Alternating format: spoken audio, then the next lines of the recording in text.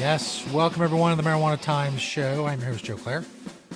It's March 21st, 2018. You find myself and many other great writers over at marijuanatimes.org. You can also find every episode of the Marijuana Times show at marijuanatimes.org. If you have Apple Podcasts, make sure you search the Marijuana Times on there for the audio-only version of the show. For those of you on the go, of course, you can search the Marijuana Times on YouTube and Facebook and find the videos that way as well. Today we're talking about New Jersey, more on legalization and its progress there. Also, voters in Illinois' Cook County, the second largest county in terms of population in the country, had an interesting vote last night. We'll tell you more about that. Also, ex-Dolphin Ricky Williams getting into the cannabis business. As you may have heard about Ricky Williams when he was an NFL player, he got into a lot of trouble for failing marijuana drug tests. Now he's getting into the cannabis business now that he is retired. We'll talk about all of that and more. But first, of course, I want to tell you the Marijuana Time show is brought to you by Natureside Cannabis.com and their line of all-natural, organic pesticides. Don't use harmful chemicals. Grow safe and poison-free in your cannabis cultivation. If you're in a state where cannabis cultivation is legal, you don't want to use harmful chemicals, and you don't want to be you don't run afoul, rather, of regulations. Most states that have legal cannabis cultivation, they have pesticide regulations. Well, Natureside is approved for pesticide use in cannabis cultivations in Colorado, Oregon, and Washington. Make sure you grow safe and poison-free with Natureside Cannabis. Check out NatureSideCannabis.com. They are a proud sponsor of the Marijuana Times show. Don't use harmful chemicals. That's a horrible idea. A better idea is to use organic, all-natural Natureside. Go check them out. Proud sponsor of the show. As I said, that makes them even more awesome than their products and their expertise already make them. They reach another level of awesomeness by sponsoring the Marijuana Times show, of course. This first story is from marijuanatimes.org by Julia Granowitz. New Jersey lawmakers need to agree on how cannabis legalization will work. Basically, in New Jersey, there are two legalization bills right now that have been introduced. The New Jersey Adult Recreational Use Marijuana Law, which is a mouthful of a title, was proposed by Assemblyman Reed Guscoria in the Assembly in New Jersey, and New Jersey NJS 830, which was introduced in the Senate by Nick Scutari. The biggest problem is there's some major differences between the two bills. For example, NJS 830, but these are horrible names, by the way. The New Jersey Adult Recreational Use Marijuana Law and NJS 830. They're both on the different spectrums. They're on either end of the spectrum of bad names. This is horrible. Anyway, one is the adult, the one with the long names, the Assembly bill, and the one with just the letters and the numbers is the Senate bill. Shows you it's going to go well. It's all going to go well. They can't get the names. They can't even get a good name. Anyway, and the Senate bill, I'm going to stick to my own device, aims to limit dispensaries at 80. The House bill, or the Assembly bill, rather, would allow up to 400 retail dispensaries throughout the state. Some are concerned that the Senate bill will be too limited, especially if local municipalities choose to opt out of the legal sale. Of course, on the other hand, there are people who say that the Assembly bill would allow too many. This really saddens me a little bit. We're sitting here talking about legalization, and that's great. And I'm all for that, and hopefully one of these bills, if obviously the one that has the least amount of restrictions is one we're rooting for. But there's no talk of, well, this side says 80, this side says 400. Why don't we just let the demand for the product decide? I don't understand why we don't do that.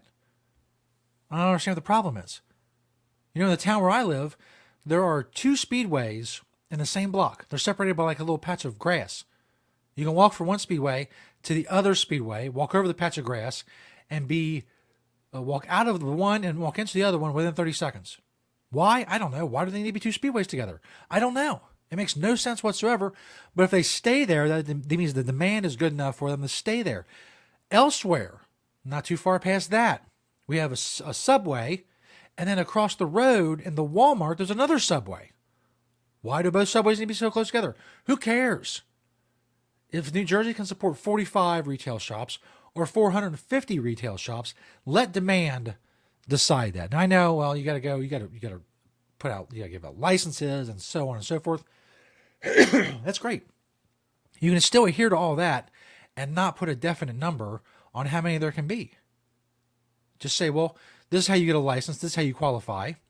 If this many qualifies, that's great. If this many qualifies, that's great. If there's too many, well, then some of those go out of business because there's too much. There's not enough demand to support them, so the number will come back down. But obviously, that's not the way we're going to do this. There's going to be a specific set number, and if that number turns out to be wrong, either one way or the other, then we go back to the legislature and they go do more committees and studies and say, what do we do this? And if we do this, and we'll get together and we'll have task force and all other stuff, and then we'll decide how many there should be. By which time, the number will have changed. You need more, you'll need less. Demand will go up, demand will go down. I don't know. In any case, continuing with the differences between the two bills, which was the original topic that I was on. The Senate bill would have a 7% tax in the first year, which would gradually rise to 10% in year 2, and within 5 years would reach 25%. The Assembly law would never exceed 15%, starting at 7%, and then rising to 10%, and finally going to 15% by year 5. Another huge difference is home growing. The Assembly bill would allow for cultivation of up to 6 plants at home with a maximum of 3 flowering plants, while the Senate version makes no mention of home growing whatsoever. So the Senate bill would allow less retail shops, more taxes, and no home growing. The Assembly bill would have lower taxes, more retail shops, and up to 6 plants home growing. So obviously the Assembly bill is the superior bill, but that doesn't mean that that's the bill that will end up being passed and signed by the governor. Of course, if I was a betting man, I would say that the more restrictive bill has a better chance. And that is a shame, but that's what's going on in New Jersey. Out of Illinois, a voter in Illinois' Cook County approved marijuana legalization ballot measure. Voters in the largest county in Illinois overwhelmingly approved a ballot question calling for the legalization of marijuana on Tuesday. The measure in Cook County, which is the nation's second most populous county, which has more residents than 27 states in the union, is not binding, but its passage sends a strong message to state lawmakers that any cannabis prohibition is an issue that voters want the legislature to address. The question itself said, quote, shall the state of Illinois legalize the cultivation, manufacture, distribution, testing, and sale of marijuana and marijuana products for recreational use by adults 21 and older, subject to state regulation, taxation, and local ordinance, otherwise known as legalization. And voters approved. Statewide, voters also went to the polls on Tuesdays to select party nominees for governor and attorney general. Businessman J.B. Pritzker won the Democratic gubernatorial nomination.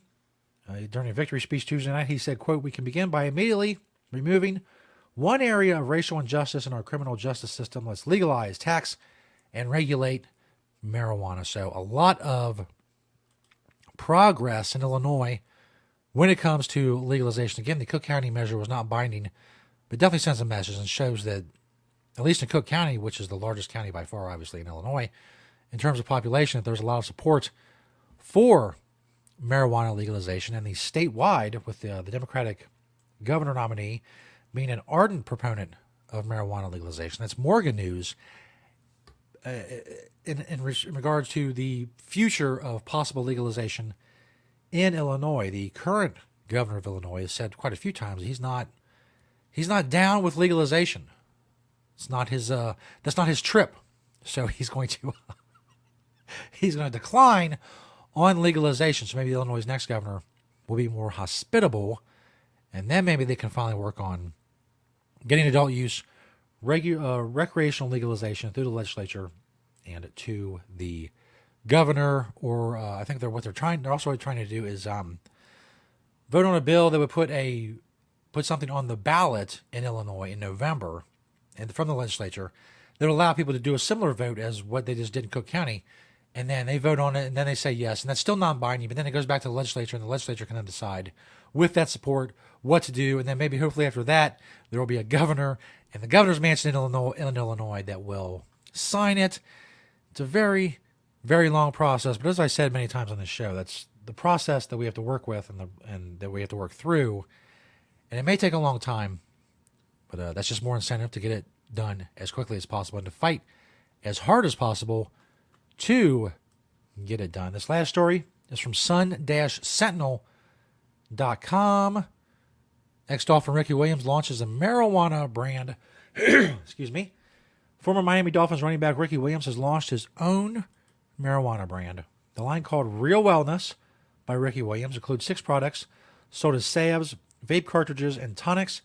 They contain, quote, hemp-derived cannabidiol, which is CBD, and tetrahydrocannabidiol, or cannabinol, THC, or a mix of both, according to the company. They also contain extracts such as arnica, lavender, and turmeric. Williams said it's a dream come true to merge his interest in healing and plant medicines into a business. I'm known as a professional football player, Williams said in a phone interview. In the last 14 years, I have been educating myself and training as a healthcare practitioner. Williams, who has studied herbalism and became a poster boy for marijuana use among athletes, said he thought the timing was right for his own brand because marijuana use is decriminalized in California, where he lives now. I think what they mean to say is that recreational legalization has occurred in California, and that's why he thinks that is a good time. Surprisingly enough, our research found the main demographic coming into the cannabis market are women aged 35 to 60, Williams said. Cannabis coming on the scene is a reemerging of herbalism back into our culture. So Ricky Williams, Real Wellness, RW. See the connection there, RW. And like I said, many of you may remember Ricky Williams in his NFL days. Got into a lot of trouble for failing multiple marijuana tests. He says he used it then. He uses it now. He says he's very upfront about why he uses it.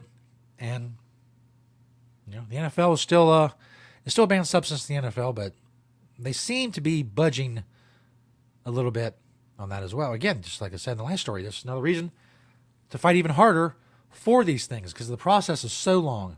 Whether it's a state legislature or the federal government or it's the NFL Players Union and the negotiations between the NFL and the Players Union, it all takes a long time. So let's get started and let's get moving. Thanks to everybody who checks out the Marijuana Time Show. You help us spread the truth about cannabis and help all of these processes along. Share, like, comment, all of that. Go check us out at marijuanatimes.org. Thank you to Naturesidecannabis.com for being a proud sponsor of the show. Check out their organic, all-natural pesticides, Naturesidecannabis.com. This has been the Marijuana Time Show for March 21st, 2018. Thanks, everybody, for checking us out, and we'll see you next time.